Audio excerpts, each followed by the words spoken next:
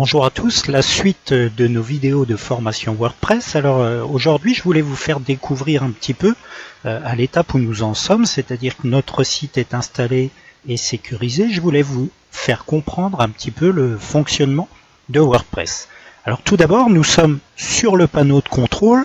Le premier élément que nous allons aller voir, c'est l'élément administrateur qu'on appelle le back-end, c'est-à-dire ce qu'il y a derrière et ce que vos visiteurs ne voient pas. Alors sur ce back-end, vous allez voir que c'est un tableau en français où vous allez retrouver tous les éléments qui vont nous permettre d'alimenter et d'administrer notre site internet. Et puis de l'autre côté, du côté des visiteurs, nous avons aujourd'hui ceci. Alors moi j'ai fait quelques modifications, je vais vous montrer où les faire. Nous avons ici par exemple notre site internet de base par défaut et vous voyez que vous y retrouvez les articles que moi j'ai déjà publiés avec les vidéos que vous connaissez.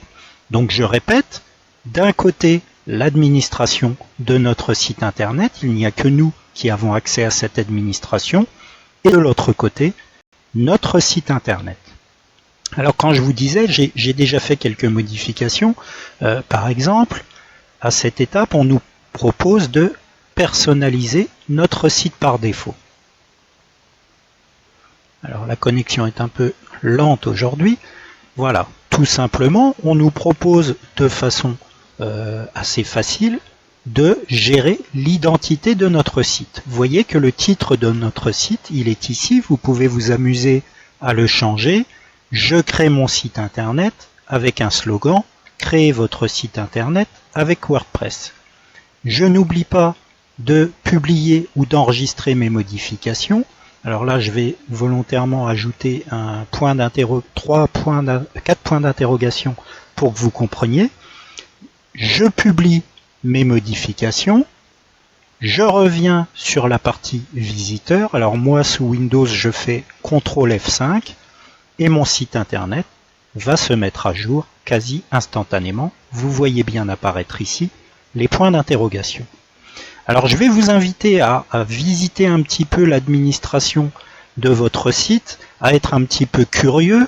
Vous pouvez même faire quelques modifications si vous le souhaitez, puisque de toute façon je vous rappelle que nous avons créé des sauvegardes, et puis je vais petit à petit vous publier des vidéos pour que vous puissiez vous y retrouver dans ces différentes possibilités.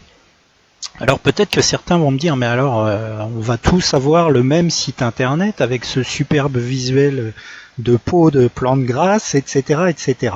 Ma réponse est non. On va d'abord apprendre à s'y retrouver et ensuite on personnalisera notre site internet. Ça sera l'étape peut-être la plus complexe, même si on va y aller encore une fois pas à pas, mais nous allons personnaliser le site internet et y placer tout ce que nous avons envie d'y mettre dans les prochaines étapes et les prochains épisodes vidéo.